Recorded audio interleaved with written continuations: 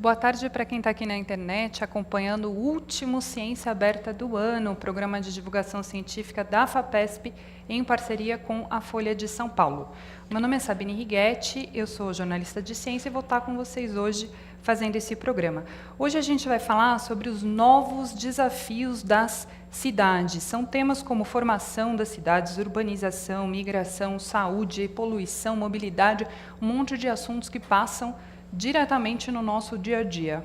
Para se ter uma ideia, a estimativa é que até 2050, 75% da população mundial esteja vivendo em cidades. No Brasil, antes disso, em 2030, ainda mais gente, 90% da população, deve estar vivendo em cidades que já estão inchadas e cheias de problemas. Esse é o tema do nosso primeiro vídeo que a gente vai assistir agora. Em 1940, 31% da população brasileira vivia em cidades. Até a década de 1950, o país era predominantemente rural. Hoje, 84% dos brasileiros vivem em áreas urbanas e a expectativa é de 90% nos próximos anos, segundo o relatório da Organização das Nações Unidas. O Brasil é o país mais urbanizado da América Latina. A taxa de urbanização do país aumentou mais do que a de crescimento da população. Somente a cidade de São Paulo concentra mais de 12 milhões de habitantes, número equivalente ao total de brasileiros que ocupavam as cidades na década de 1940. O rápido e desordenado processo de urbanização tem causado uma série de problemas urbanos nas últimas décadas. Atualmente, 35% dos municípios de todo o país não possuem saneamento básico. Problemas na oferta de água potável, no tratamento de esgoto e na coleta de lixo estão diretamente relacionados a doenças provocadas por vermes, bactérias e pela proliferação de mosquitos como o Aedes aegypti. Desigualdades sociais, políticas de moradia, ofertas de emprego, violência urbana, poluição, transporte e enchentes são alguns dos exemplos de ordem econômica e social que afetam milhares de brasileiros todos os dias. Bom, e para falar sobre os novos desafios das cidades, que é um tema muito multidisciplinar, a gente tem aqui 3 pesquisadores do estado de São Paulo, um médico, uma cientista política e um demógrafo, que eu apresento agora. A gente tem o professor do Departamento de Patologia da Faculdade de Medicina da USP, diretor do Instituto de Estudos Avançados também da USP, o Paulo Saldiva, que é o nosso médico. A professora do Departamento de Ciência Política da USP, diretora do Centro de Estudos da Metrópole, que é um dos centros de pesquisa, inovação e difusão apoiados pela FAPESP, um CEPID, Marta Rett, que é a nossa cientista política, e o professor do Programa de Pós-Graduação em Demografia da Unicamp e coordenador do NEPO, Núcleo de Estudos da População também da Unicamp, Alberto Jacob, que é o nosso demógrafo. Inclusive, a gente estava conversando, ele próprio tem uma formação bastante multidisciplinar, depois a gente pode conversar sobre isso. Obrigada pela presença. Lembrando que quem está em casa, no trabalho, acompanhando o programa ao vivo, pode mandar suas perguntas pelo Facebook da Agência FAPESP e pelo Twitter. Eu recebo aqui no meu iPad, é super importante a participação de todos e aproveitar a oportunidade de conversar aqui com os nossos 3 pesquisadores. Eu vou começar com uma pergunta geral. A gente viu no vídeo que a gente acabou de assistir que nas últimas décadas no Brasil a gente viu uma migração, as pessoas foram mudando para as cidades. Por que isso aconteceu? Quem quer começar? Na verdade, a escala de migração no Brasil ela reduziu nas últimas décadas. Na década de 70, aproximadamente 17,4 milhões de pessoas no Brasil migraram para as cidades. Na década de 70, né? Na década de 2000, esse volume de pessoas caiu para 6 milhões. Né? Até porque o estoque de pessoas do meio rural acaba reduzindo pelo fluxo da migração. Né? Mas, de fato, a migração como origem do fenômeno, ela vem arrefecendo, né? E o grande fenômeno fenômeno de crescimento das cidades ocorreu no Brasil na década de 70. Né? Então, os deslocamentos populacionais contemporâneos são deslocamentos entre cidades, deslocamentos de mais curta distância, né? E o problema que nós temos nas cidades são deslocamentos diários no interior das regiões metropolitanas que são muito longos, né? Mas, de fato, a contribuição da migração para o problema urbano no Brasil, ela foi muito maior na década de 70, quando o volume migratório foi muito maior. Ele ainda é alto, mas ele vem diminuindo, ele vem caindo. Vem perdendo a intensidade.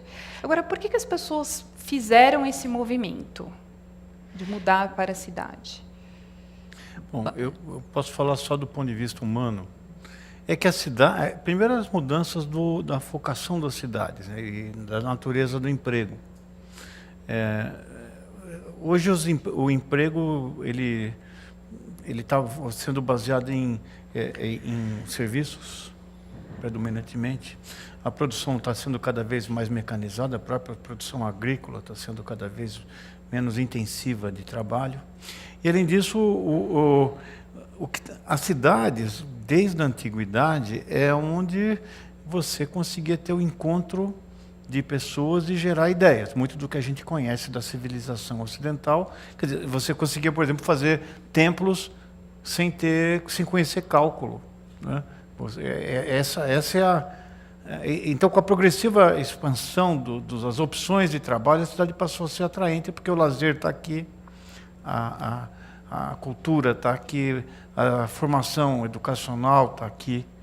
E é interessante que o Brasil, quanto maior a cidade, em geral, tem mais quantidade de oferta desse tipo de atrativo. Isso vai fazendo as cidades grandes ficarem maiores e você vai sugando, inclusive, todas digamos, as luzes das cidades periféricas que passam a ser dormitórios. Alberto, quer complementar? É bom ressaltar esse ponto de vista de que essa urbanização já há décadas já tem acontecido e está se arrefecendo com o tempo, né? Então, atualmente já bem poucas pessoas já fazem esse fluxo rural urbano, né? Então, como a professora Marta estava destacando, as migrações mudaram então a sua característica, né? De rural para urbano, ou de longas distâncias para curtas distâncias e mais para movimentos internos, intrametropolitanos, ou só ajustes entre seus municípios de residência, né? Então, com isso, esses desafios que foram colocados aí no vídeo já começaram já no passado, né? Já nos anos 70 e tal, e a gente está vivenciando isso hoje, mas que já se iniciaram no passado. E o Paulo falou da questão do trabalho, né? O trabalho muda bastante, então a população vai para as cidades muito também em função do trabalho. Agora, essa população que migrou, né, mais intensamente na década de 70, ela estava preparada para o trabalho na cidade? Não, certamente não, porque o Brasil da década de 70 era um Brasil com níveis em que os níveis de escolaridade eram baixíssimos, né? Na verdade, essa migração para as cidades, como de resto, no mundo todo, nesse sentido, o Brasil não é uma particularidade, né? O fenômeno da urbanização e da industrialização, ele está associado com um fenômeno de desruralização, e ele é razoavelmente pouco conflitivo do ponto de vista da integração no meio urbano, se esses trabalhadores baixamente qualificados do meio rural assumirem empregos baixamente qualificados no meio urbano, né? No caso brasileiro, e aí sim, diferentemente de várias cidades europeias, né, esse fenômeno da desruralização foi numa e consequente urbanização ocorreu numa escala tal que esse ajuste digamos assim, dos volumes não aconteceu, né? Os países europeus tiveram dois fenômenos importantes, né? Primeiro foi a migração, a emigração como política de Estado, né? E depois as duas guerras mundiais, que basicamente mataram pessoas em escala industrial, né? Esses dois macrofenômenos produziram um certo ajuste nas quantidades das populações que estavam saindo do campo e estavam se integrando em empregos baixamente qualificados na indústria e, portanto, no meio urbano, porque são dois fenômenos que andam juntos, né? Nos países de colonização, ou nos países em que ou não houve esse ajuste do mercado de trabalho, ou não houve guerras, como é o caso dos Estados Unidos também, né, você tem uma mão de obra baixamente qualificada, sobrante, que ela não é integrada, né? Então, voltando à sua pergunta, o problema não é basicamente a baixa qualificação desse processo, porque você pode produzir políticas de qualificação da mão de obra, né? Um dos problemas na urbanização brasileira é o problema do ajuste das quantidades mesmo, né? Porque essa massa que sai do campo, ela não é absorvida mesmo em empregos baixamente qualificados no setor urbano. Né? Então, esse é um dos problemas desse fenômeno que o vídeo está nos mostrando, né? Que, na verdade, não é propriamente novo. Ele coincidiu com o fenômeno da urbanização brasileira, que teve essas características. Né? E naquelas épocas também tinha muito mais oportunidade de emprego na cidade, né? Então, era mais fácil sair do campo e vir para a cidade por causa das praças de trabalho, os postos de trabalho. Hoje em dia já é muito mais difícil, né? Já se exige uma qualificação muito maior do mercado de trabalho. Então, com isso, também os menos qualificados já não conseguem mais se encaixar no mercado. Mas tem uma coisa também que foi o tratamento de solo como mercadoria, né? Você vai ter lugares antigos que morava gente, Itaim tem um monte de casinha, o Moema, hoje ninguém mora mais lá, ninguém mora mais na Berrine. Quer dizer, você precifica, quer dizer, onde tem serviços, isso aumenta muito o valor venal do imóvel, a pessoa não tem mais condição de alugar ou morar ali, ele vende e vai morar cada vez mais longe. E isso, associado a uma política errônea de mobilidade, que é você induzir tráfego, quanto mais você aumenta as avenidas e as estradas, o indivíduo vai morar mais longe. Então, antigamente, nos anos 70, quem morava em Jundiaí, trabalhava em Jundiaí. Hoje não. Hoje você tem um desafio de uma integração de várias regiões metropolitanas e o deslocamento das pessoas para lugares onde não tem infraestrutura de serviços, ou o Estado não consegue prover infraestrutura na velocidade necessária dessa mudança. E isso fez com que a cidade fosse medievalizando à medida que ela vai indo para a periferia, com piora do sistema sanitário. Você tem regiões que são negociadas, inclusive, pelo crime organizado próximo a mananciais. Você tem um descontrole da gestão do espaço público que gera essas feridas urbanas, aonde moram células que são nós que vivemos em condição de vulnerabilidade. Quer dizer que tem teve, né, esse crescimento desordenado, e aí tem um inchaço, e a cidade vai se reconfigurando dessa maneira.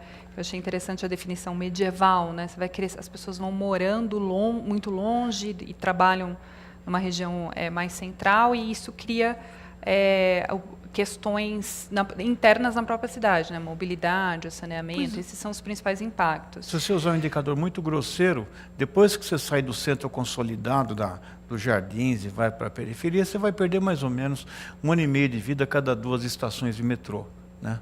Então você morre conforme o teu CEP. E isso... expectativa de vida. De expectativa de vida. A taxa de infarto do miocárdio aumenta, varia na cidade cerca de 800%, dependendo do lugar onde você mora. De mortalidade infantil varia 11 vezes. Então você cria na mesma cidade várias cidades. E é a cidade consolidada e a cidade que vai perdendo acesso aos serviços. E o indivíduo ele perde tanto tempo no ir e vir, que ele não tem tempo nem de cuidar de si mesmo, nem de estudar, porque ele perde no transporte, e nem tem tempo para ficar doente, porque ele tem que matar um leão por dia e ele ignora. Agora, toda a megalópole, né, toda cidade muito grande, com muita gente, ela é necessariamente um caos administrável ou é possível trabalhar com uma megalópole que sofreu, né, há décadas, recebeu uma quantidade de gente, está inchada, é possível? Há cidades no mundo que são Exemplos, né? Por exemplo, quais? Então, por exemplo, as grandes cidades europeias, basicamente o que faz a diferença nesse caos é a capacidade de planejamento urbano, né?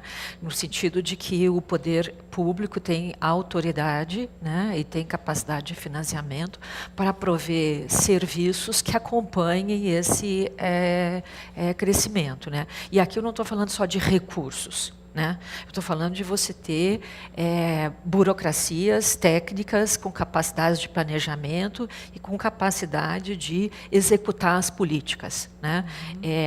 Então, não estou falando também de você ter um plano que você coloca no papel e que é aprovado em algum lugar, mas é você ter uma visão da cidade, né, do que é necessário para a cidade, e você ter recursos não apenas financeiros, mas também técnicos para converter isso em ordenamento da cidade, né? Então, você tem cidades europeias, aí os modelos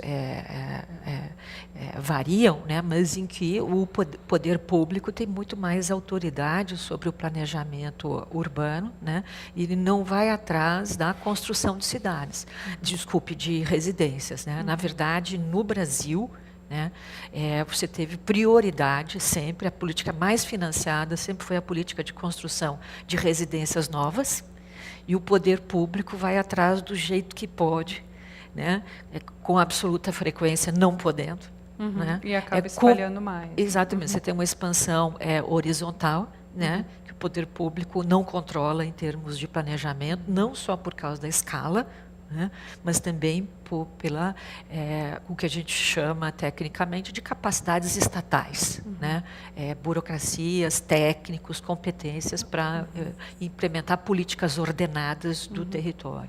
Eu vou ter que fazer uma pausa aqui, que o tempo do nosso primeiro bloco acabou, mas a gente volta no segundo bloco justamente falando sobre configuração urbana. Então, a gente retoma esse assunto, 2 minutos, a gente já volta. Então, Marta, mas será que é só falta?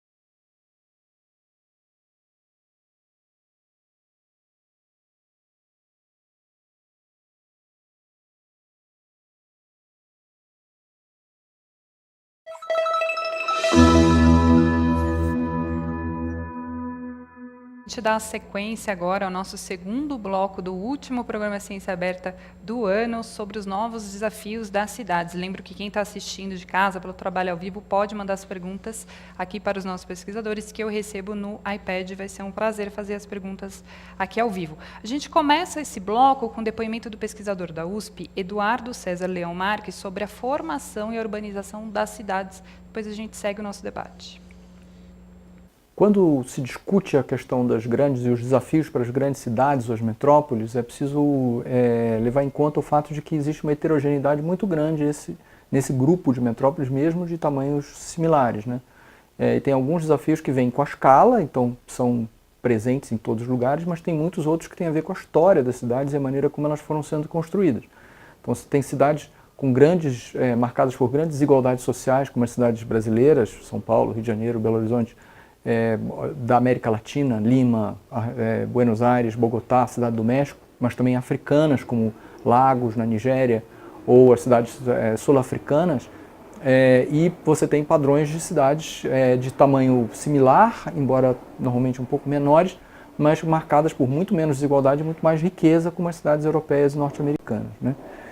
Outro elemento importante é a forma que a cidade foi tomando, e como os padrões de segregação socioespacial estruturam a distribuição dos grupos sociais e das atividades no espaço. A gente chama segregação a separação de grupos em áreas relativamente homogêneas em várias partes da cidade. Então, as cidades das Américas, dos Estados Unidos e da América Latina, tendem a ser muito mais segregadas do que as cidades europeias, e você tem padrões de cidades muito ricas, como Paris, e Londres, com um grau de mistura social bastante grande comparativamente, e uma proximidade espacial de grupos sociais diferentes, inclusive em termos não só econômicos, socioeconômicos, mas também em termos étnicos, linguísticos, de origem migratória. A gente terminou o bloco anterior justamente falando da questão das cidades espalhadas, né, dos problemas que isso causa.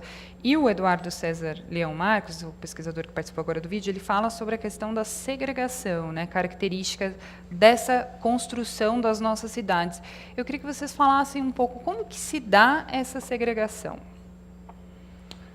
Bom, eu acho melhor... Eu sou médico, estou dando palpite em coisa que eu não entendo, né? Então vocês me perdoem. Mas eu acho que a questão é que as cidades, elas não basta só ter informação, você tem que ter princípios de como você vai definir, resolver os conflitos entre grupos que têm interesses, do ponto de vista do grupo, legítimos, mas que não vai ter consenso, né? Eu comparo com o meu joelho. Eu estou sem joelho, eu vou descer essa escada aqui, tenho o joelho ruim, e eu vou ter informações para não cair. E se eu estiver caindo, todas as informações que vêm dos meus sensores vão dizer salve o joelho. Se eu tiver um bebê no colo, talvez eu, baseado em princípio, a mesma informação sinalize uma coisa reversa. Se o lóbio do joelho for maior do que o do bebê, eu vou usar o bebê como almofada para salvar o meu joelho. Então, então é a mesma informação, mas que é processada diferentemente. E no caso da cidade de São Paulo, que eu conheço um pouco melhor, o nosso parlamento, que devia acomodar isso e construir um consenso baseado no bem comum, ele abdicou disso. E ele cedeu o espaço, todos os planos diretores, que são bons, eles não foram cumpridos, foram modificados a posteriori, porque a indústria da construção civil, ela foi usando a parte mais sofisticada da cidade para a prestação de serviços, concentrando o emprego no centro, e as pessoas que moram numa região que tem vocação comercial, o preço do aluguel da moradia é tão grande que ela vai morar cada vez mais longe. E esse é um mecanismo maior de você ter grupos desertos de serviços, onde não mora ninguém, mas tem serviços, e... Quer dizer que a gente tem falando especificamente de São Paulo, que é o grande caso, né, do país. A gente tem uma concentração de áreas de serviços e áreas comerciais em regiões nobres, bem localizadas e centrais, e as pessoas estão morando cada vez mais longe, né? Essa é uma maneira de leitura dessa segregação. Você poderia dizer, onde que está concentrada a população no Brasil, a população urbana? Ela está concentrada basicamente nas regiões metropolitanas, né? Então, primeiro, você tem uma desigualdade entre as regiões metropolitanas. Tem regiões metropolitanas que concentram muito mais riqueza do que outras, né? Então, se você comparar, por exemplo, a região metropolitana de São Paulo com a região metropolitana de Belém, em termos de oferta de serviços, há uma desigualdade muito grande. Mesmo uma pessoa de classe média na região metropolitana de Belém, ela tem menos serviços do que uma pessoa de classe baixa na região metropolitana de São Paulo, porque você tem uma desigualdade entre as regiões metropolitanas. Depois você tem uma desigualdade dentro das regiões metropolitanas. Tá? Você tem a cidade sede, que concentram riqueza e empregos, e você tem as cidades periféricas, que concentram a população mais pobre. Então, isso gera custos de deslocamento que são muito elevados. Por exemplo, na região metropolitana de São Paulo, em média, as pessoas se deslocam 1h30 por dia, 93 minutos, né? Porque você tem grandes deslocamentos, porque os empregos estão concentrados nas regiões centrais e a residência está concentrada nas regiões periféricas. Como a residência, as pessoas que moram na periferia, os imóveis e os recursos são menores, essas prefeituras também têm menos recursos. E depois você tem desigualdades dentro das cidades. Né? Porque você tem, como o Paulo estava mencionando, regiões nobres, em que você tem uma superposição de vantagens, e você tem as regiões mais vulneráveis, onde, de novo, você tem uma superposição de desvantagens. Né? Famílias mais vulneráveis, menor acesso a saneamento, a regularidade da oferta de água. Então, você tem desigualdades dentro das cidades. Essas pessoas, elas não estão separadas por muros visíveis, né? Mas elas estão separadas, porque você tem cidades dentro das cidades. Né? O comentário do Eduardo é muito importante, porque ele está dizendo, isto não é inevitável. Né? Há cidades no mundo em que o planejamento urbano conseguiu se impor, e aí movido por princípios, como menciona o Paulo, e não por interesses privados que comandam a expansão da cidade. Né? Há cidades em que esses padrões de segregação são muito menos evidentes do que nas cidades brasileiras. Uhum. Né? Se você pegar um carro, sair do centro de São Paulo e for para a periferia de São Paulo, o verde vai desaparecendo. Tem uma... o problema da segregação... Depois eu vou para uma pergunta do Facebook. O problema da segregação é o acesso diferenciado das pessoas a serviços, a ofertas. Então, por exemplo, não basta ter água canalizada, tem que ter a regularidade de água todo dia. Não basta ter escolas. Tem vagas nessas escolas que as pessoas podem usufruir. E é assim, né? Não basta ter casas, ou seja, no mercado imobiliário, as pessoas vão ter acesso a financiamentos para comprar essas casas. Então, a questão da segregação é esse, né? O viés ruim, né? Porque são pessoas que podem ou não ter acessos diferenciados a serviços sociais e ofertas de outras opções. Eu só queria dar um exemplo da capital do Brasil. Brasília é o maior exemplo de segregação que eu conheço. Você tem um plano piloto sofisticado, com serviço, educação, lazer, e a população trabalhadora, de fato, vai morar nas cidades piloto, nas cidades satélites, onde nem transporte coletivo elas têm para chegar no plano piloto. Então, isso é o que era para ser uma utopia de igualdade desenhada, onde você teria superquadras onde moraria.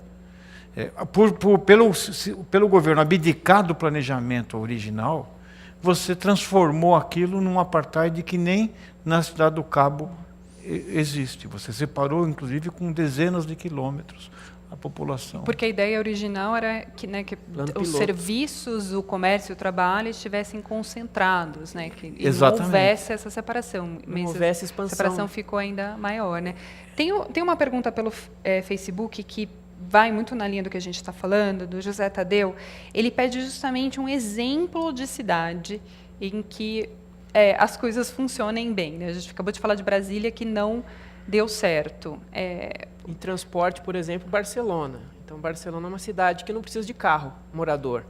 Tem metrô, tem ônibus, tem trem, tem grandes calçadas para caminhar. Então, os moradores até possuem carros, mas eles usam mais para viajar, coisas assim, né? Então, em termos de transporte...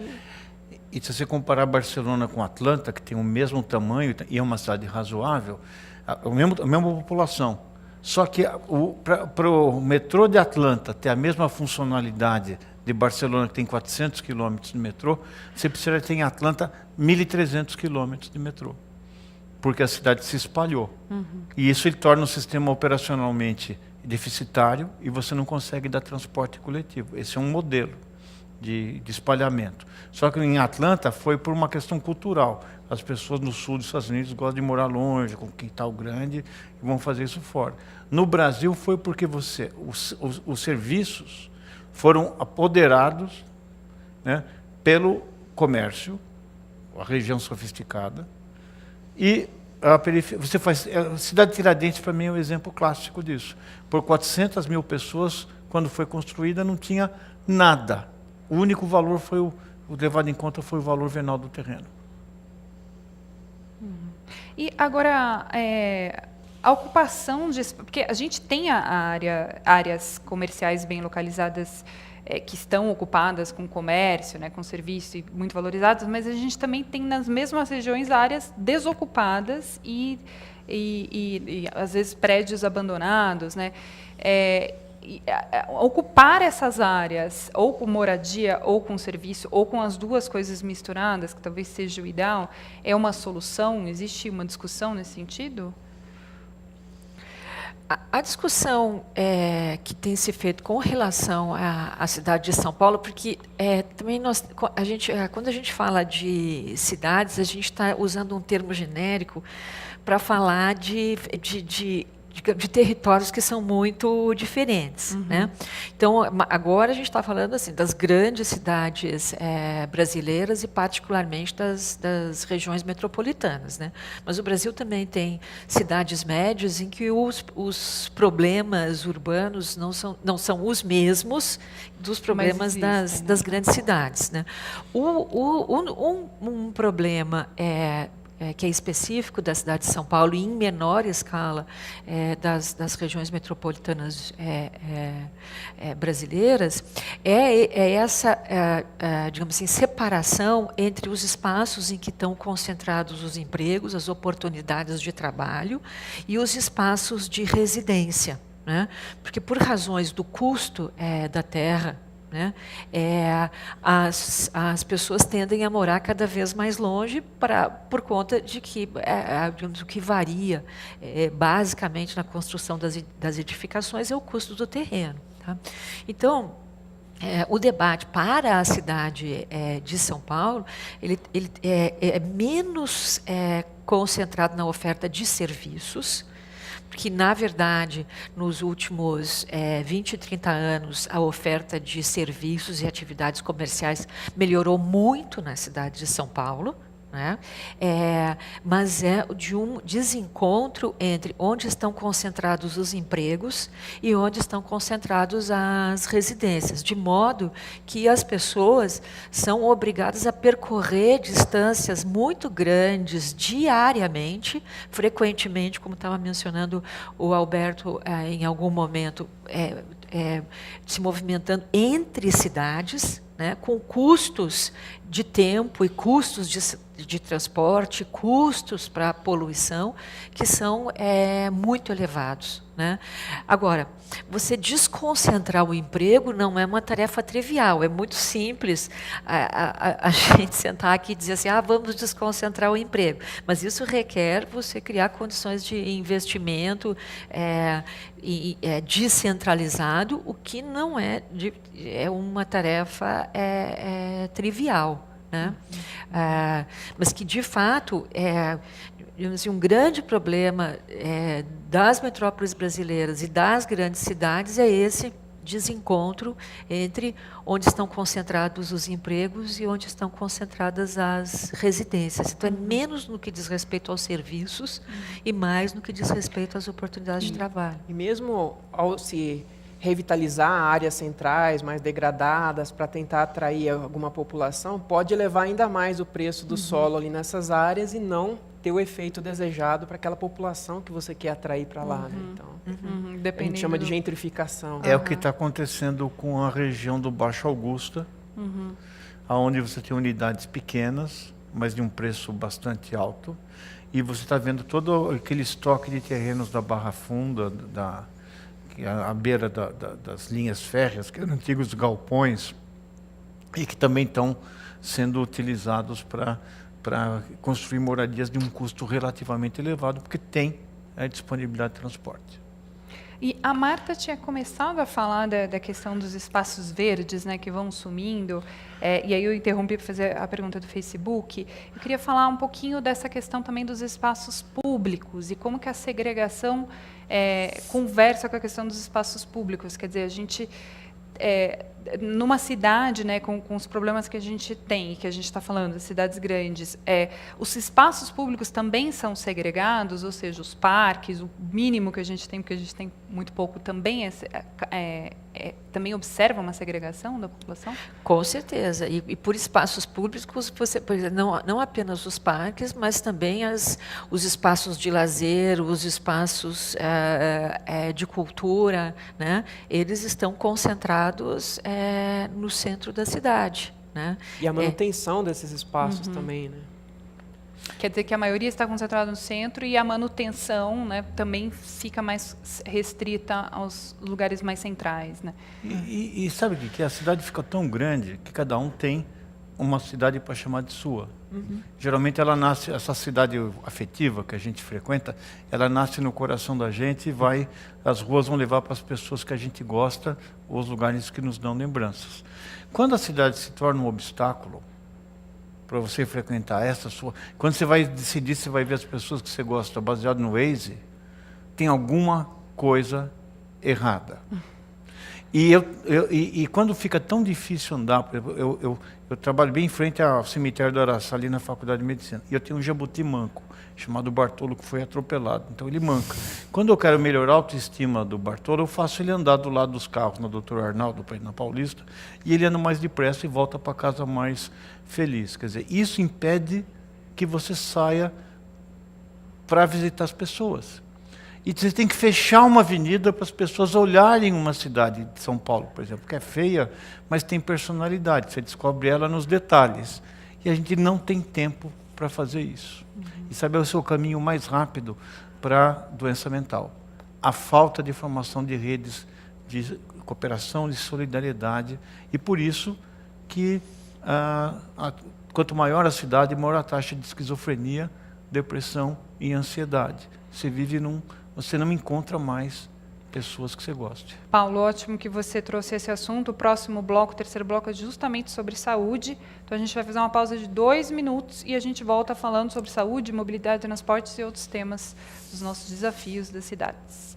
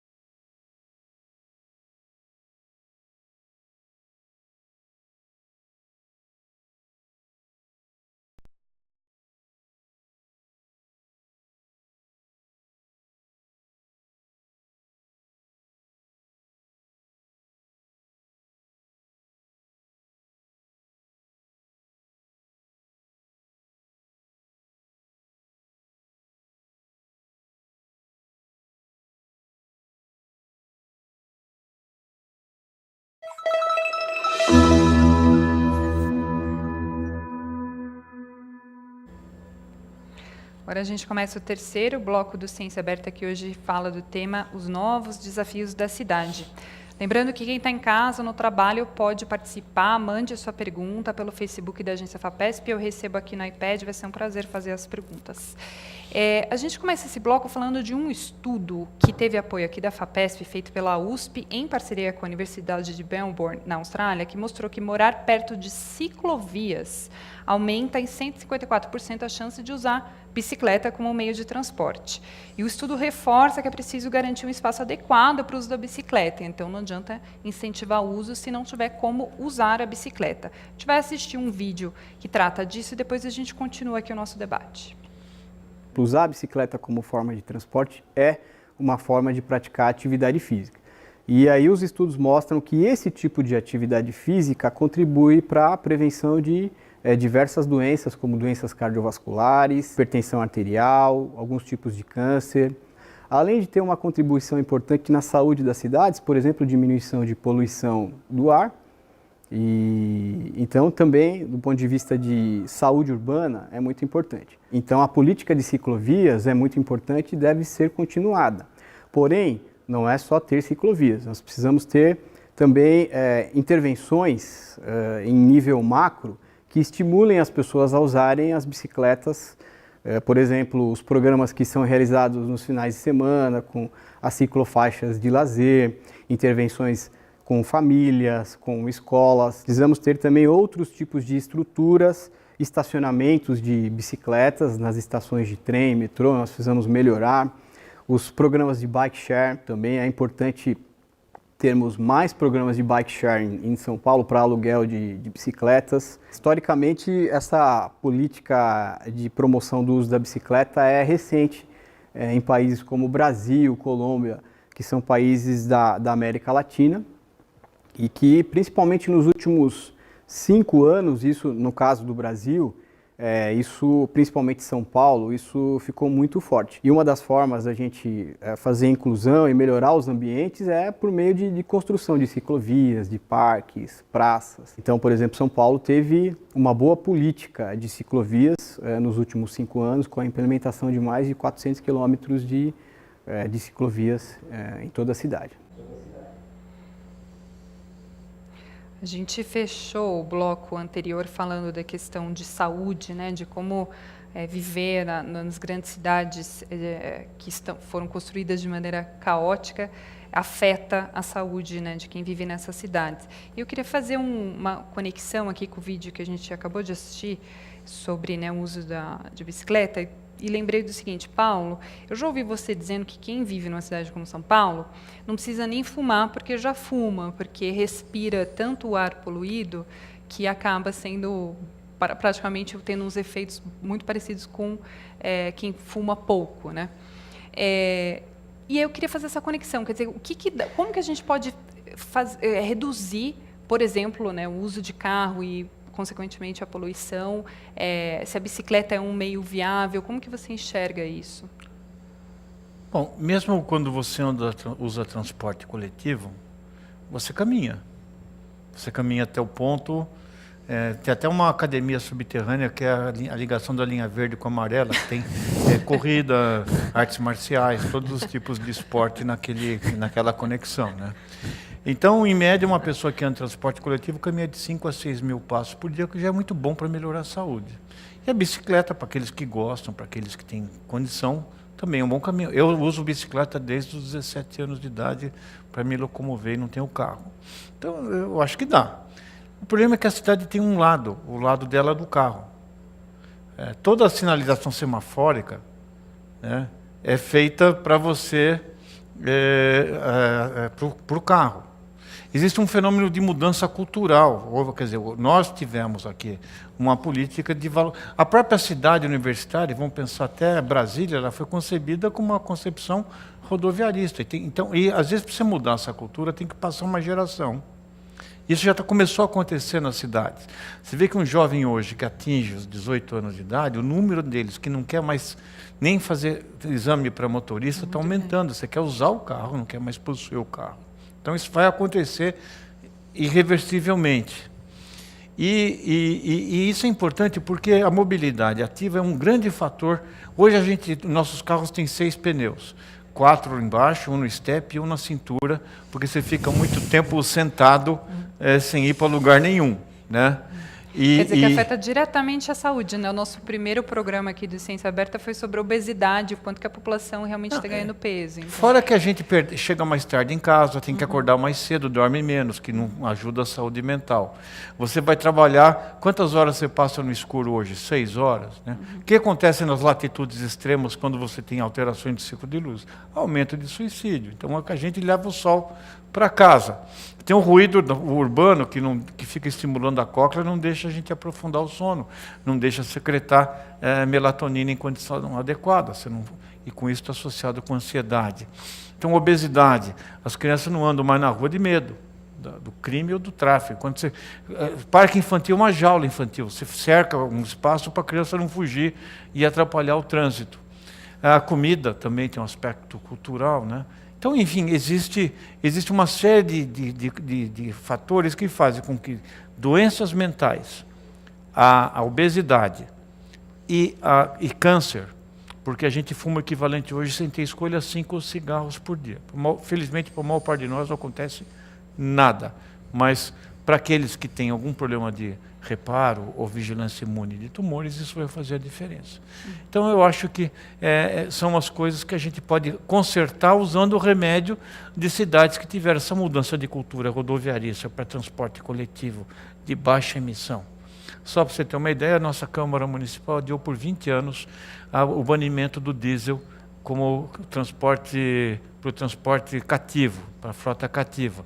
Então, enquanto na Europa e nos Estados Unidos está banindo o diesel das cidades, aqui a gente adiou por 20 anos. Nossa. Então, isso mostra que a gente é que nem o Curupira, a gente olha para frente, mas o pé está para trás.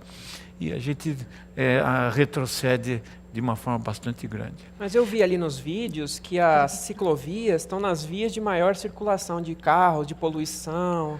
Isso também afeta muito Mas a gente já estudou. Né? Por nível em São Paulo, o teu benefício vai até você praticar 200 minutos ao ar livre. Depois disso, a dose de poluição que você leva começa a tirar os efeitos disso, né, desse benefício. Em Beijing, não. Você pode andar 1 hora, 1 hora e pouco, porque o nível é maior.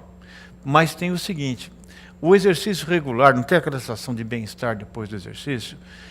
Isso secreta cortisol e uma série de citocinas anti-inflamatórias que funcionam como se você estivesse tomando um anti-inflamatório cronicamente. E reduz a obesidade. Então, você tem outros benefícios que vão além do aumento da dose. E outra coisa, onde tem mais poluição no congestionamento é dentro do carro. A poluição é puxada pela ventilação e não consegue dispersar. Então, os níveis de poluição dentro do carro, em geral, são 20% maiores do que aqueles na calçada correspondente. Quer dizer que andar, só antes de passar para a Marta, só para complementar, então andar numa ciclovia, por exemplo, mesmo que seja numa avenida muito movimentada, não é uma questão. Andar no carro também representa... A dose que você leva é a concentração, vezes a ventilação, vezes o tempo que você fica colocado. Como o tempo da bicicleta é muito menor, quer dizer, você pode até inalar mais por respiração, mas você vai ficar muito menos tempo ali dentro. Claro. Então, por isso que a dose é menor para quem trabalha com... A não ser que os níveis sejam bastante altos. Marta. Como o Paulo está mencionando, há muito boas razões, né, para que os sistemas de transporte incorporem a bicicleta. Você tem razões de saúde, tem razões associadas à poluição, disso não há a menor dúvida, e eu concordo inteiramente com a ideia de que nós temos que migrar para um padrão que incorpore o exercício físico e tal. Por outro lado, é difícil você pensar que a bicicleta seja a solução para o problema de deslocamento nas grandes cidades brasileiras. Tá? Os estudos sobre São Paulo mostram que 54% das pessoas que se deslocam diariamente, elas se deslocam por mais que 12 quilômetros. Né? Então, no primeiro bloco nós estávamos falando sobre o problema da integração das políticas. Aqui, de novo, a bicicleta me parece que tem que ser pensada no seu lugar, num conjunto de sistemas, num sistema de transporte que seja integrado, né? Quer dizer, você faz uma parte pela bicicleta e outra parte por algum transporte de longa distância. Porque apenas nas cidades compactas a bicicleta poderia ser a solução, né? Na ausência disso, né, você tem que pensar soluções em que a bicicleta esteja integrada. Seja parte, né? Seja parte. E quais seriam essas soluções? Por exemplo, então, um estacionamento de bicicleta? Estacionamento de bicicletas, sistemas de massa, trens urbanos, transporte por ônibus, né? O que eu estou querendo chamar a atenção aqui é que nós não podemos pensar que a bicicleta vai substituir os outros modos de transporte nas grandes cidades em que você tem grandes distâncias a percorrer, né? Mais uma vez, quer dizer, você tem que pensar essa solução integrada a uma solução para a política de transporte, né? Em áreas metropolitanas que têm uma grande extensão horizontal, né? Você tem toda a razão, Marta. Eu ando naquela ciclovia da Faria Lima, tem congestionamento de bike até, porque a pessoa pega a bike compartilhada para ir almoçar, para fazer aquele... Então, mas existe uma estrutura de modais. Esse é a primeira falácia. A bicicleta não é a solução para São Paulo, para a maior parte da população. Agora, outra coisa, que bicicleta é coisa de ativista. Quem anda de bicicleta é gente dura. Vai para o litoral, vai para as cidades, é a primeira forma de mobilidade de gente que economiza a tarifa do ônibus, né? Porque tem um conceito de velocidade urbana que para mim é velocidade social. A velocidade social, ela é a distância pelo tempo, mas você tem que acrescer o tempo, quantas horas do seu dia você usou para pagar aquela viagem.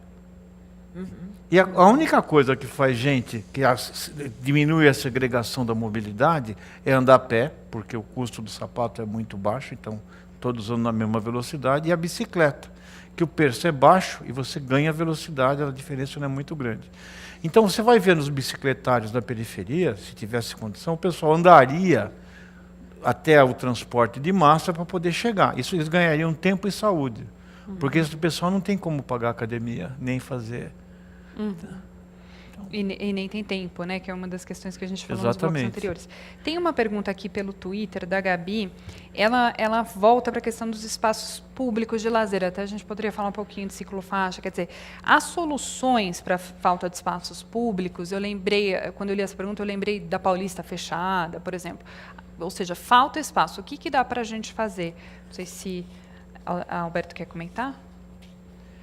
Não entendi bem a pergunta. Que soluções, já que falta espaço público para lazer, o que dá para a gente fazer como soluções?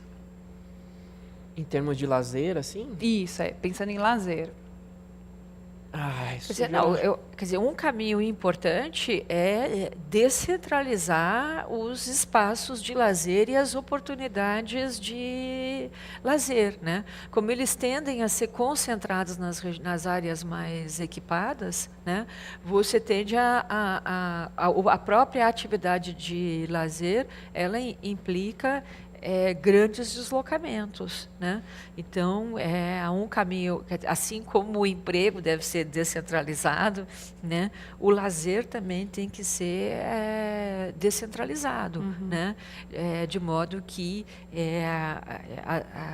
não apenas os espaços, isso envolve não apenas você ter espaços, né? Mas também iniciativas, né? Porque você pode ter espaços, mas não ter iniciativas nessa direção. Só para complementar, antes de passar para o Paulo, tem uma pessoa que comentou, acho que é Ziel, espero que eu esteja falando corretamente o nome, ele justamente diz isso, que a Avenida Paulista fechada é bacana, mas acaba privilegiando poucas pessoas, porque realmente é uma área central, né, do ponto de vista geográfico.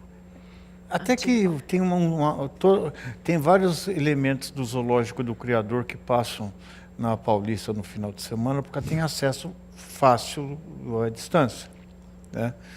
Mas eu acho que para você ocupar espaço e criar espaço público, você tem que gostar da cidade. Você tem que ter uma visão mais sofisticada da gestão da cidade. Nós perdemos 2 rios. Nós encostamos uma avenida do lado dos rios Tietê e Pinheiros, aterramos o tamanho do ATI.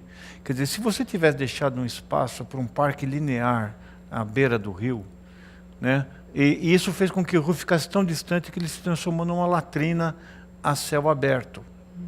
Então, o Parque Augusta, né, que foi um exemplo clássico, você tem uma região que quase não tem espaço verde, ia virar um espigão e eu acho que e você pode ver que o próprio mercado imobiliário valoriza isso. Toda vez que você vai ver um lançamento de imóvel, vai falar, está tantos metros de estação de metrô tal, ou do parque tal. Né? Além de colocar Golden Retriever e gente andando sorridente num ambiente meio Verde. idílico, né? Verde. Então, eu acho que você tem que criar espaço, sim. Né?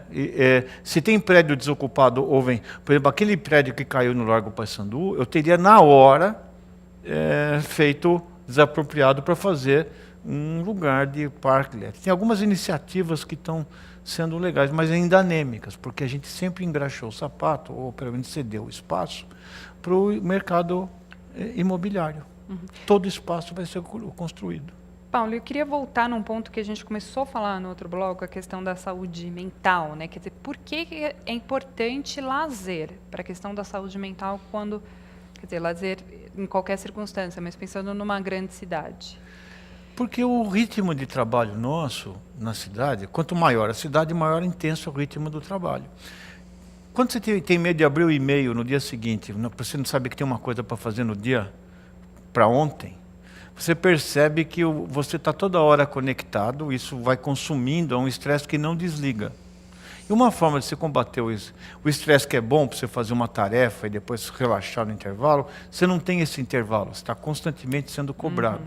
E uma forma de combater isso é lazer, você desligar um pouco através de uma atividade prazerosa, e isso é fundamental para você fazer novas relações. Só lembrar, Sabine, que os nossos amigos da infância, cada um foi para um canto, a gente não vê mais.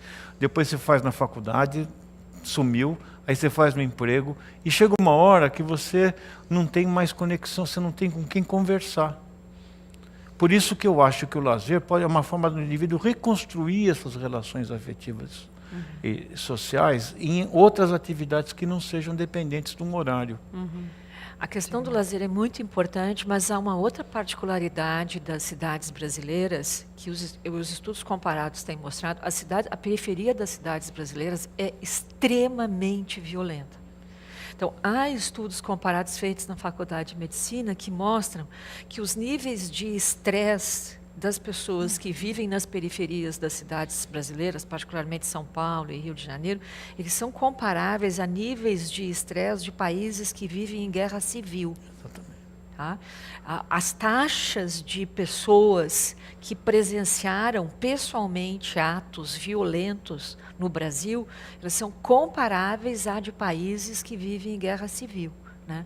Então, tem uma questão nas cidades brasileiras que é o crescimento da violência, né?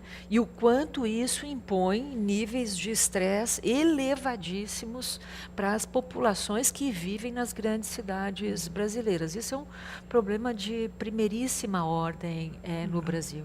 A Marta entrou num tema importante aqui, segurança, e eu acabei de ouvir no meu ponto que a gente ganhou mais uns minutos aqui no bloco, porque está muito interessante. Então, vou aprofundar aqui a questão de segurança.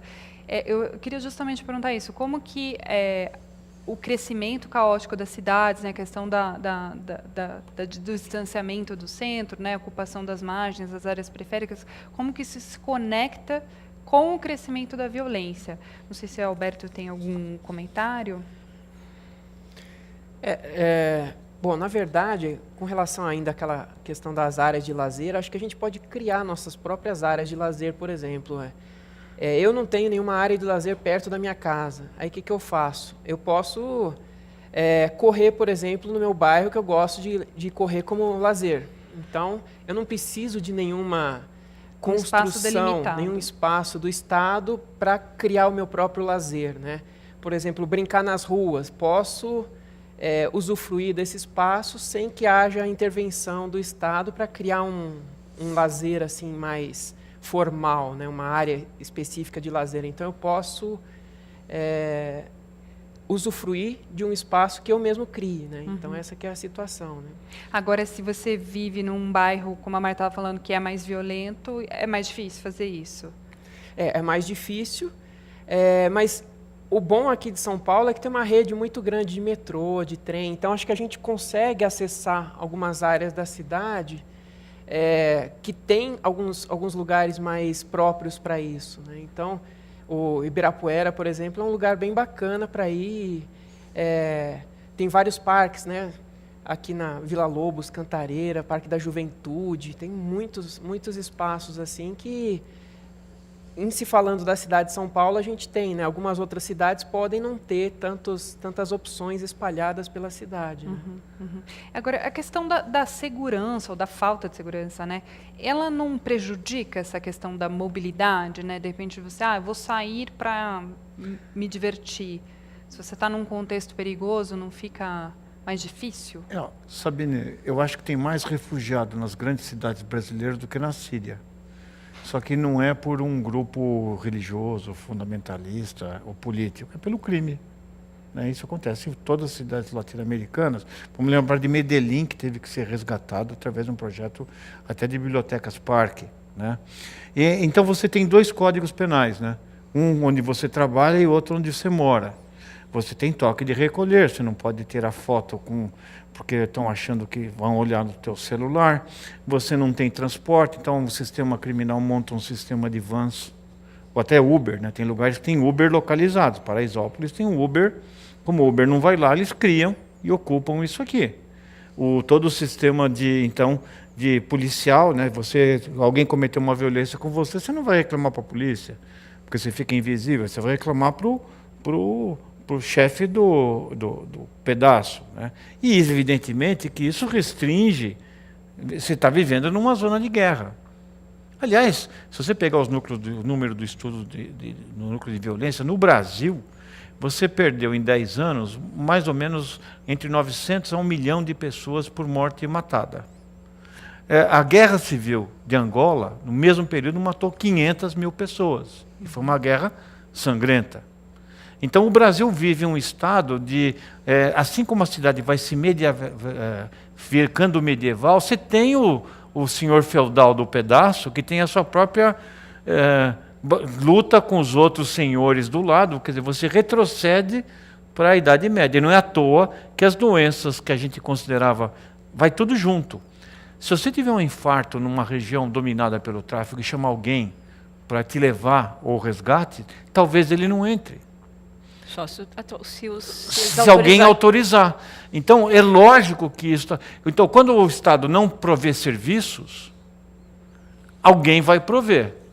E isso é o que está acontecendo no Brasil. Nós temos dupla ou tripla cidadania, dependendo de onde moramos, porque nós temos que negociar, nós temos que pagar um imposto para o Estado e, ao mesmo tempo, negociar serviços para o dono do pedaço. A gente vai continuar esse debate muito interessante agora. A gente faz um intervalo, a gente volta para o 4º bloco daqui 2 minutos. Obrigada.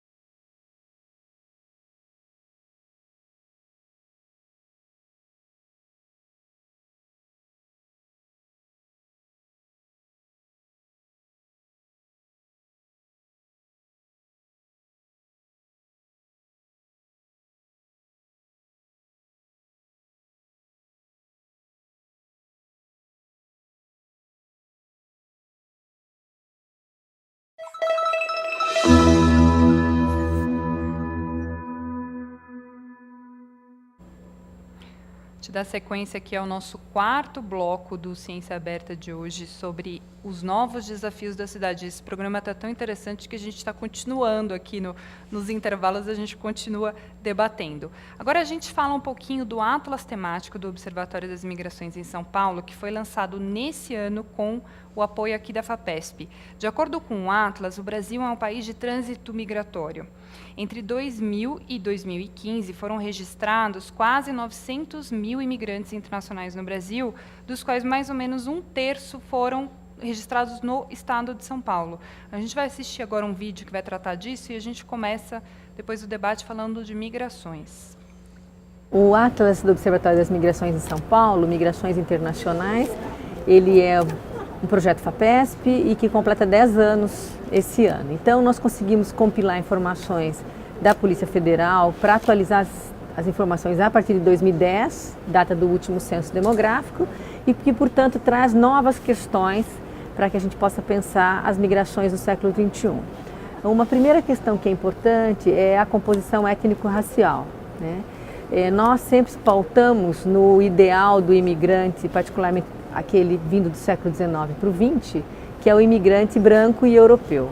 As migrações do século XXI, elas anunciam uma migração não branca, uma migração negra, em muitos casos indígena, e que é preciso, então, que a sociedade esteja preparada para esse novo olhar para a migração, que é uma migração que desconstrói o mito de receptividade migratória, pautada na migração europeia, e desconstrói também o mito da assimilação migratória. É preciso entender que hoje o Brasil é um país de trânsito migratório. O projeto migratório final não necessariamente é o Brasil. A posição do Brasil no cenário internacional e sua geopolítica é que define essas novas configurações metropolitanas e interioranas das migrações internacionais. Bom, lembrando que quem está em casa ou quem está assistindo ao vivo o programa pode mandar as perguntas, eu recebo aqui no meu iPad. Eu vou começar esse bloco com o Alberto. O que significa dizer que o Brasil é um país de trânsito migratório? Quer dizer que as pessoas entram no país e vão para outro lugar. A questão é mais econômica, né? Então depende muito do momento econômico do país. Então chegam muitos imigrantes internacionais, mas eles também ficam pouco tempo no Brasil e saem. Às vezes a proposta deles é simplesmente pegar uma documentação brasileira, um passaporte brasileiro e já ir para algum outro país, porque o passaporte brasileiro tem mais receptividade em outros países do que simplesmente o de origem deles, né? Mas o que eu quero chamar a atenção é a pouca quantidade de imigrantes internacionais que o Brasil tem recebido em comparação com os demais países, né? Segundo dados, por exemplo, do censo 2010, se pegar todos os acumulados internacionais, dá 0,5% da população brasileira. Então, isso é uma cifra mínima. 0,5% da população hoje não é brasileira, veio de outro país. O dado que ela menciona é de 900 mil, né? Então, para uma população de 220 milhões, né, a escala do migrante internacional é muito pequena, né? A gente está vivendo a questão da conjuntura, os migrantes venezuelanos, né? Se a gente comparar os migrantes venezuelanos, quantos dos venezuelanos vieram para o Brasil, quantos foram para a Colômbia, quantos foram para outros países do Caribe, né?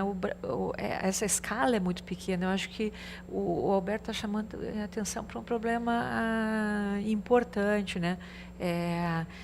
A nossa migração massiva ainda é interna, né?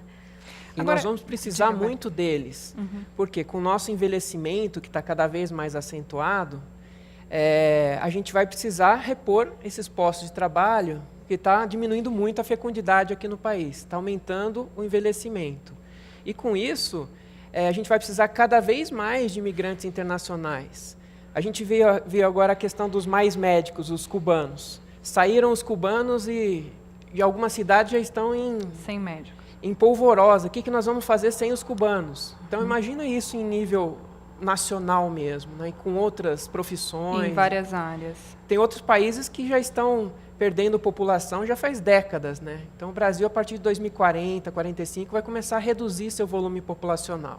Né? E com isso já entra também a questão da reforma da Previdência, cada vez mais idosos sendo sustentados por cada vez menos pessoas em idade de trabalho. Então, a gente vai precisar cada vez mais de pessoas nesse mercado de trabalho mesmo, né? Nessa idade de mercado de trabalho.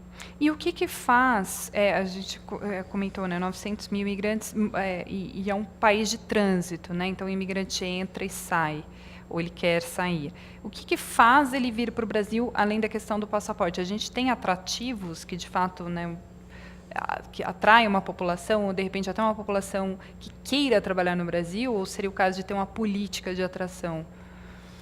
Principalmente a proximidade, né? A gente vê o caso dos venezuelanos hoje, né?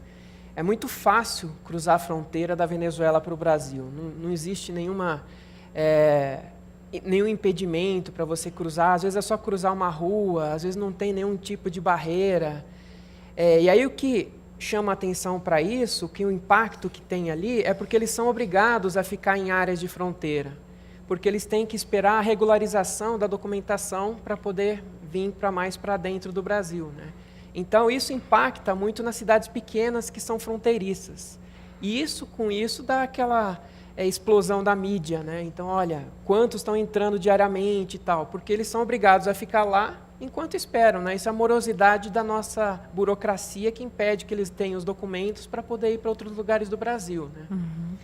E o caso dos haitianos, por exemplo, foi uma questão que a gente não via antes. Essa questão de legalidade de vistos, um número X de vistos, lidar com coiotes, que são aqueles atravessadores de pessoas para o Brasil. Isso a gente começou a ter que aprender sobre isso com base nos haitianos. E como é que eles ficaram visíveis? Porque, como foi visto ali no vídeo, eles são negros, então não são os brancos europeus, então eles não, teoricamente não incomodam, né? Então eles são chamativos, então, na região. Então, com isso, chama atenção para olha, eles estão chegando e tal, e não vão se enturmar entre a gente. Toda essa situação, né? Se entraram 40, 50, 60 mil haitianos, a grande maioria já foi embora do país, né? Já viu que a situação econômica não está ajudando, então já foram para o Chile ou para outros países vizinhos, né? Tentar para os Estados Unidos. E em relação aos movimentos internos, né, já que a gente é, sobretudo, um país de migração interna, a Marta destacou. De acordo com o material que a gente olhou, alguns estudos que a gente olhou para preparar esse programa, essas migrações dentro do país elas acontecem muito por fatores econômicos e climáticos, né? Esses movimentos afetam as cidades, as grandes cidades, quer dizer, as pessoas ainda saem do Nordeste, da seca, e vêm para o Sudeste. Como que é isso hoje? A gente tinha os grandes fluxos, né, de longas distâncias, que se reduziram drasticamente, né? Então, agora o grosso mesmo são das curtas distâncias, né, como eu tinha falado anteriormente, entre cidades ou entre bairros, assim. E, por conta dessa redução desses fluxos de grande distância, permaneceram esses de curta distância, que são os mais qualificados. Então, até certo ponto, as migrações são até boas para o país que está recebendo, ou seja, são migrantes muito mais qualificados que estão chegando nesses lugares, né? Embora eu acho que tenha certas redistribuições internas, né, entre as cidades, assim. É mais em termos de procurar mercado de trabalho.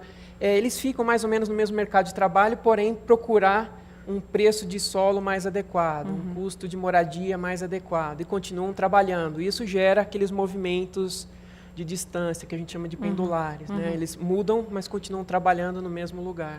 A Marta quer complementar? Não, eu ia justamente fazer reforçar esse argumento que o Alberto está levantando, né?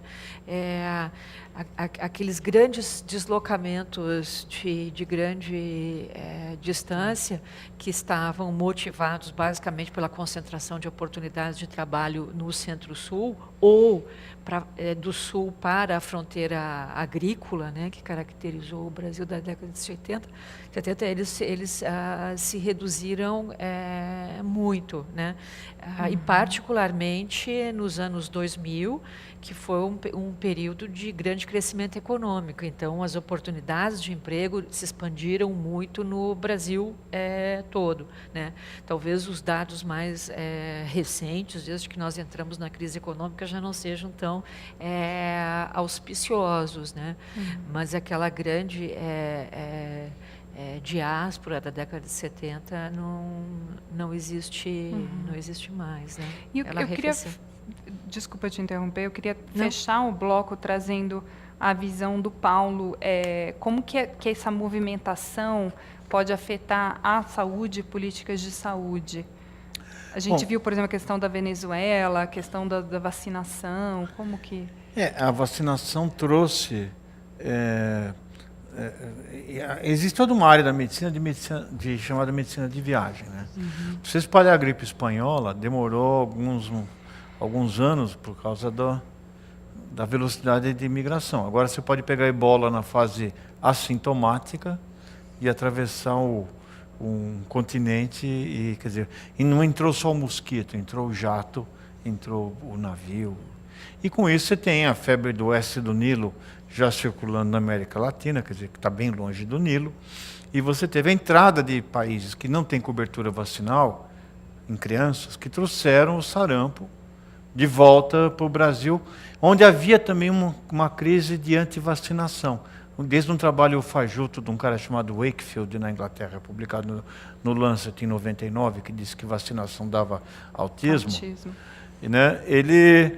A gente tem essa lenda urbana de que a vacina está associada com interesses escusos e tal. Então isso pegou o Brasil no contrapé, com uma cobertura vacinal baixa e a entrada de novas doenças infecciosas que foram trazidas de países, principalmente da Venezuela, que não tem dinheiro para fazer esse tipo de cobertura, nenhuma estrutura de saúde.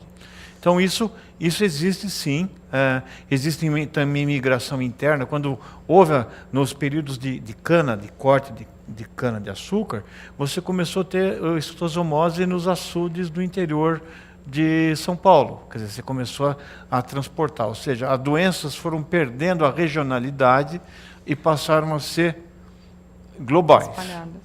E isso o sistema de saúde tem... Por exemplo, hoje você tem poucos pediatras que viram algum caso de sarampo. Então o diagnóstico do sarampo, que era qualquer pediatra antigo fazia, hoje já fica... Sabe, a gente descobre aonde? Na sala de autópsia. Infelizmente a gente descobre esses hiatos vacinais de crianças que morreram por sarampo sem ter feito o diagnóstico. A gente fecha esse quarto e último bloco, a gente volta em 2 minutos falando sobre cidades inteligentes. Até lá.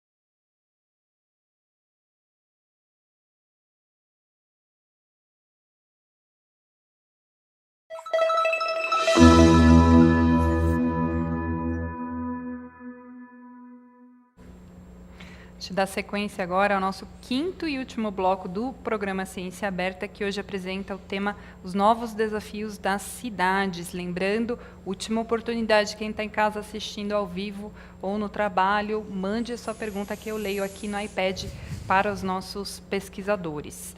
A gente assiste agora um vídeo, entrevista a agência FAPESP, Misha Dollar, diretor do Centro de Pesquisa em Telecomunicações do King's College de Londres, Inglaterra, destacou que os desafios para cidades inteligentes, destacou os desafios para as cidades inteligentes saírem do papel.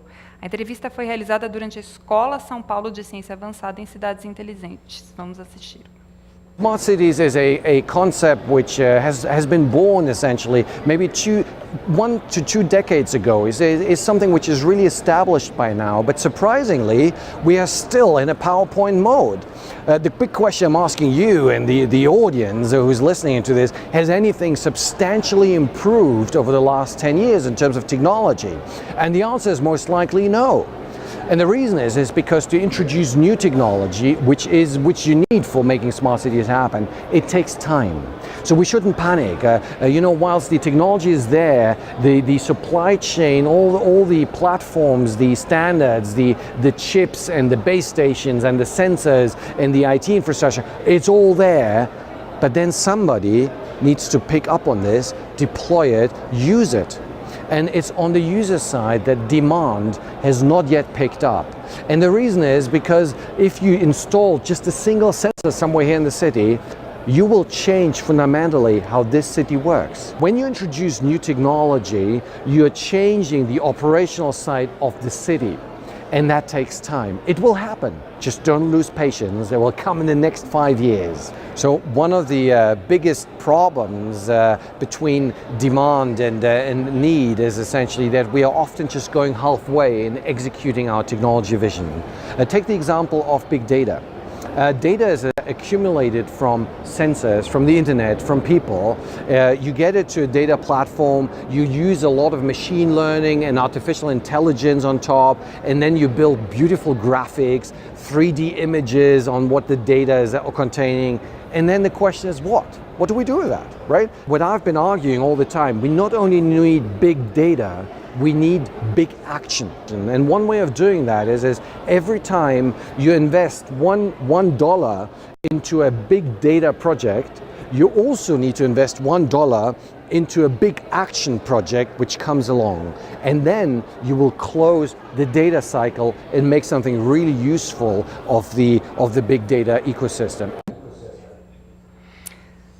Quem pode definir para mim e para quem está assistindo o que exatamente são as cidades inteligentes, smart cities, esse conceito? Eu entendo que seja o seguinte, que seja você usar sistemas digitais de disponibilidade de informação para a gestão das cidades em oposição aos modelos analógicos de obtenção de informação. Então, vou dar um exemplo. Né? Se você, a prefeitura precisa controlar se uma linha de ônibus, né, todo o trajeto que está contratado é feito. Né? Então, como é que esse controle de que a prestadora de ônibus está realmente pegando os passageiros do ponto final ao outro ponto final e trazendo de volta? Você tinha que colocar fiscais parados em pontos específicos para saber se o ônibus passava por aí. Tá? Então, se você tem um sistema digital, né, um sistema que concentra dados, você instala, né, formas de captação da informação, por exemplo, dentro do ônibus, né, e você vai concentrar essa informação sobre o percurso que o ônibus faz em algum ponto. Isso é um exemplo que poderia ser usado para diversos outros exemplos. Se você quer instalar um sistema de segurança, em vez de colocar um guarda em cada esquina, você tem câmeras, né, que que concentram essa informação, né? E isso é centralizado em algum ponto. Então, quer dizer, o meu entendimento é que é basicamente você usar sistemas de informação digital para concentrar a informação para administrar as cidades, tá? E aqui, então, tem um negócio muito importante, uma questão muito importante que eu gostaria de introduzir nesse debate, que na verdade, o Big Data é um repositório de informações que te permite armazenar informação com muito mais informação e um uso muito mais rápido dessa informação. Então, você ter Big Data não é você vender um software, que é uma interpretação do que seja Smart Cities, né? É você ter gestores que podem usar essa informação para tomar melhores decisões sobre a cidade. E voltamos de novo para o problema da capacitação técnica que nós estávamos falando no primeiro bloco, né? Você precisa ter entre os gestores das políticas específicas uma camada de gestores que consiga ler essa informação, interpretá-la e usar em benefício da cidade, né? Então, o que eu entendo da afirmação do nosso colega de Londres, né? Quer dizer, it takes time, quer dizer, é preciso investir numa segunda parte, que é ter ações que convertam essa informação em decisões. Sobre a cidade. Costumeiramente, essa visão sobre o Big Data está associada a uma visão, eu diria, muito mais primária, que é só você ter softwares. Né? Na verdade, não é isso. É só tecnologia, mas, na verdade, o que a gente precisa é informação. Informação que seja apropriada pelo gestor de forma que você possa ter melhores decisões sobre a cidade, né? Para a cidade. Eu acho que eu sou mais simplista, né? Eu entendo cidades inteligentes como uma cidade que usa tecnologia para otimizar os seus recursos. Isso. Então, não sei se não seria cidade digital, essa questão de usa sistemas digitais, alguma coisa assim. Por exemplo, reciclar água de chuva, algumas coisas assim, né? Utilizar algum tipo de meio diferente para eliminar os caminhões de lixo, ou seja, criar algumas tubulações para você colocar direto o lixo para eliminar essas coisas de lixo, utilizar energia solar. Eu não me conformo que a gente usa termoelétricas ainda hoje no Brasil, com tanto litoral, tanta energia eólica que a gente pode ter, a gente tem tecnologia para produzir energia na nossa casa com energia solar e repassar para a distribuidora. Então, não tem por que usar termoelétrica hoje, né? Então, ou seja, acho que faltaria um pouco desenvolver mais essa parte, assim, de como a população ter acesso a essas tecnologias para ajudar a sociedade como um todo. Né? Esse era um ponto que eu justamente queria perguntar, porque a Marta destacou bastante a questão do uso de informação, de dados, né, da inteligência na gestão. E do ponto de vista do cidadão, quer dizer, usar, de repente Paulo quer comentar, como que o cidadão se integra nessa ideia de cidade inteligente? Bom, esse sistema de análise de dados em quantidade grande, você muda até a estatística de análise de processo, que você não faz mais por amostragem.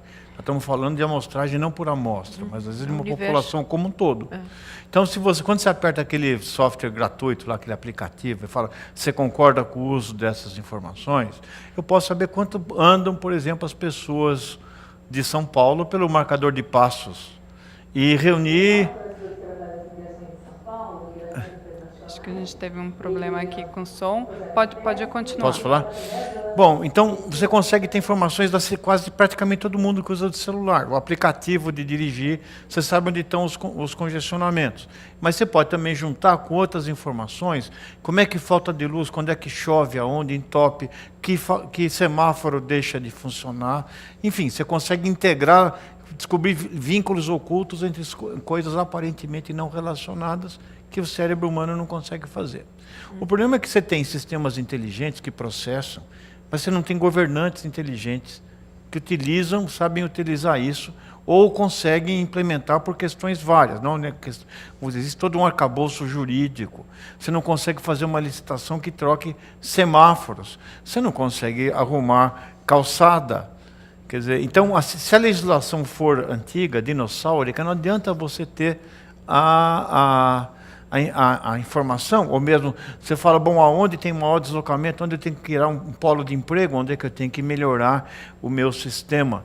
Aqui em São Paulo você não consegue controlar ponte. A cidade infartou. Teve uma ponte de safena que obstruiu e você infartou a cidade por um trombo de concreto.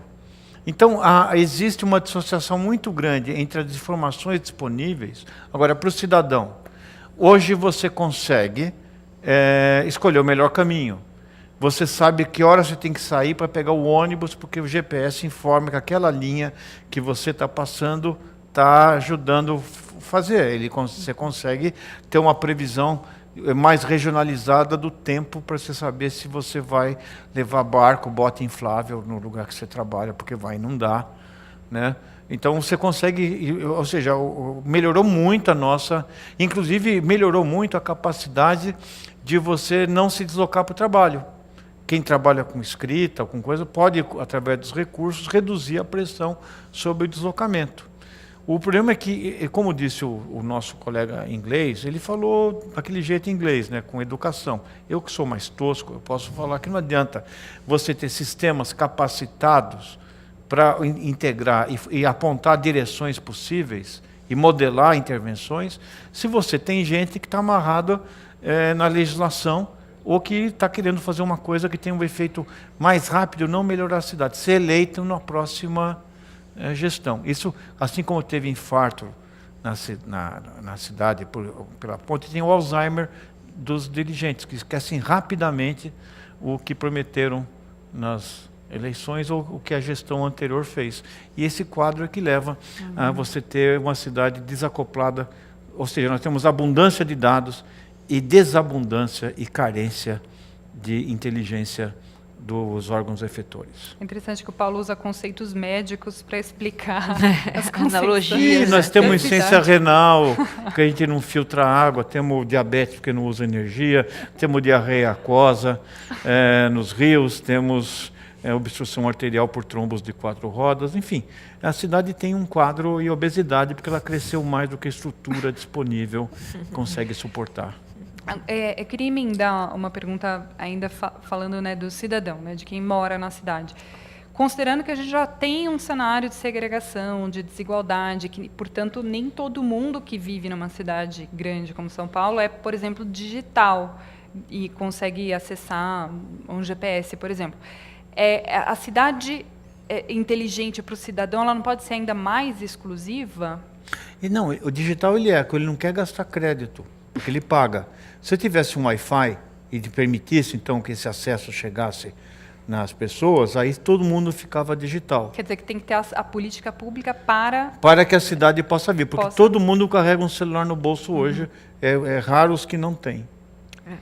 Então, tem uma questão interessante aí, que é assim, quando a gente estuda padrões de desigualdade, né, eles normalmente estão associados com a renda dos indivíduos, né? Então, a gente associa as possibilidades escolares dos indivíduos, a sua origem familiar, mas normalmente a gente estuda a desigualdade tomando como unidade de análise o indivíduo. Na verdade, quando se trata de serviços públicos, e aí a gente pode incluir também os digitais, as unidades de análise são territoriais. O que quer dizer isso? A oferta dos serviços, ela depende de um cálculo das empresas provedoras sobre a possibilidade de que esses serviços sejam vendidos. Então, esse cálculo para a oferta, ele é territorial, ou seja, ele é definido pelas características de uma vizinhança, né? Então, volto a dar o exemplo que eu dei em algum dos blocos. Um indivíduo de classe média em Belém vive em piores condições de acesso a serviços, inclusive digitais, do que um indivíduo mais pobre na cidade de São Paulo, porque ele tem uma vizinhança de melhor renda. Então, a natureza do território, né, da vizinhança, afeta o acesso a serviços. Então, de novo, no que diz respeito ao uso de serviços digitais, você tem desigualdades entre as cidades brasileiras, você tem desigualdades dentro das regiões metropolitanas, né? E também você tem desigualdade dentro das cidades. Então, os indivíduos podem ter ele tem um aparelho de celular, mas o acesso digital vai depender da área onde ele está usando, né? Porque a natureza do território, são as características socioeconômicas do território que definem as desigualdades. Estou me lembrando agora de um programa que eu assisti, uma coisa curiosa, tem um depoimento, um documentário sobre desigualdades na cidade. Era uma moça que tinha uma empresa individual, ela trabalhava com o próprio celular, mas como ela morava numa região de periferia em que não tinha acesso ao celular, ela ia para uma universidade federal para usar o Wi-Fi da cidade federal para poder da Universidade Federal para poder exercer o exercício, o empreendedorismo dela. Né? Então, do ponto de vista do cidadão, o acesso a serviços digitais depende crucialmente do território, da oferta daqueles serviços no território em que ele mora. Né? É claro que você tem a segregação produz semelhanças dos indivíduos no território, mas é o território que explica as possibilidades de acesso. Temos uma pergunta aqui que veio pela internet do Bira Deodato. Ele diz assim: cidades inteligentes podem imprimir preventivamente movimentos sociais que anteriormente teriam acontecido de forma autônoma e sem previsão? Então, se as cidades inteligentes podem oprimir movimentos sociais, de repente, por causa de algo relacionado à informação, a dados? Ao ódio circulante. Quer dizer, hoje ficou fácil odiar por... quem é jornalista, principalmente, deve conviver diretamente. Tem que ter uma alta dose de autoestima, porque você escuta um monte de absurdos. Mas eu não acho que ele tem mais estimulado do que inibido. Eu acho que existem hoje chances de participação coletivas, e a manifestação de junho de 2013, que foi um marco na cidade, que colocou transporte coletivo na agenda dos prefeitos, que não aparecia antes, né? Foi uma coisa marcada de... Você vê de maneira contrária, então, eu vejo com muito mais otimismo.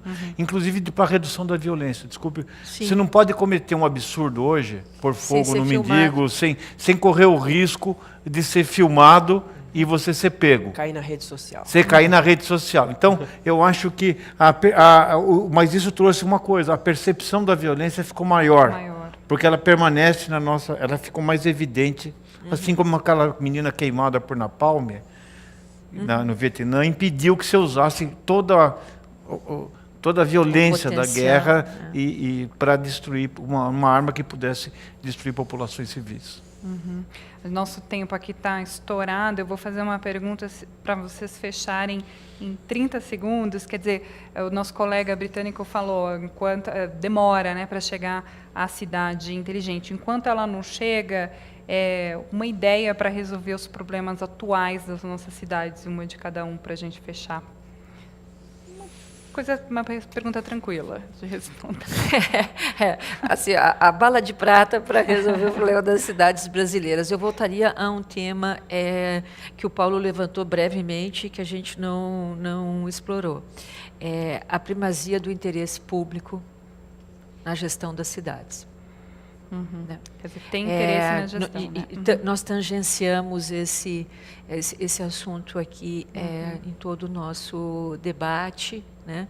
Mas a gestão das cidades é essencialmente um problema público e a primazia do interesse público na gestão das cidades é um problema tão novo quanto antigo.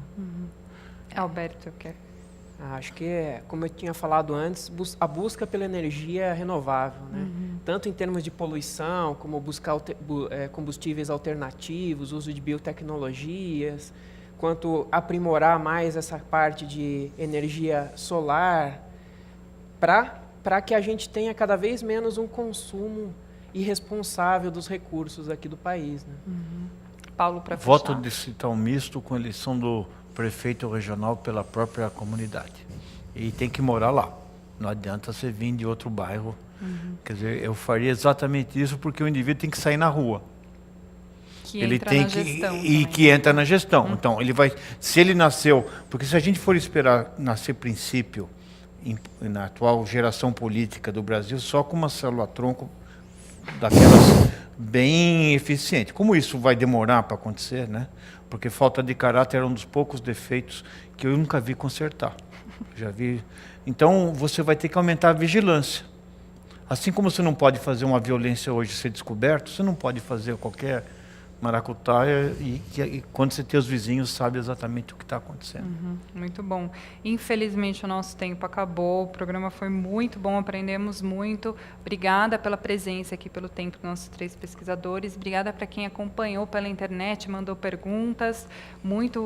Sempre muito importante a participação de vocês. E esse é o último programa do ano. Esse ano a gente começou Ciência Aberta nesse ano, a gente falou sobre mudanças climáticas, obesidade, edição de genes, astronomia, um monte de tema importante aqui com cientistas brasileiros e principalmente do estado de São Paulo conversando aqui com a gente. A gente volta ano que vem, boas festas e acompanhem o Ciência Aberta ano que vem também.